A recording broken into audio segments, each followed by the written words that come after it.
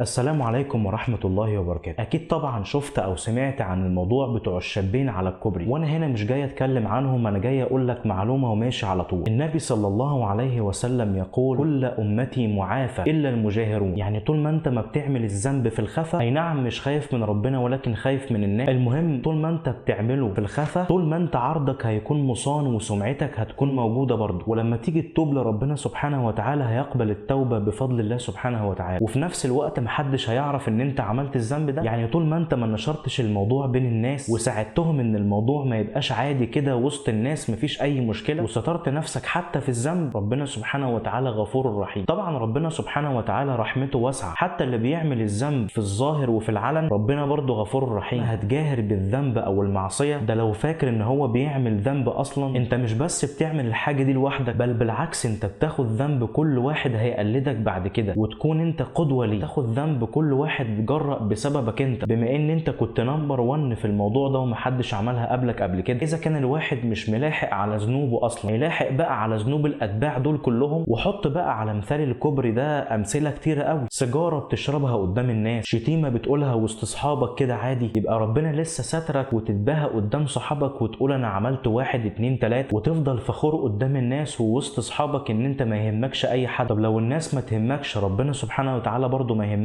وانت مش عامل ألف حساب للناس، برضه مش عامل حساب لربنا سبحانه وتعالى. المجاهرة بالمعصية هي سبب من أسباب سوء الخاتمة والعياذ بالله. يبقى رسالة من ربنا سبحانه وتعالى إنه يختم لك حياتك اللي أنت كنت فخور بيها ومبسوط قدام صحابك دي، ربنا سبحانه وتعالى يجعلها خاتمة سيئة، والناس بدل ما تفتكرك في الخير تفتكرك في الشر، وتفضل دايما تدعي عليك وتلعن اليوم اللي شافتك فيه. نصيحة: اوعى تعمل كده وتجاهر بالذنب مهما كان الذنب ده ايه. نسأل الله سبحانه وتعالى أن يسترنا جميعا.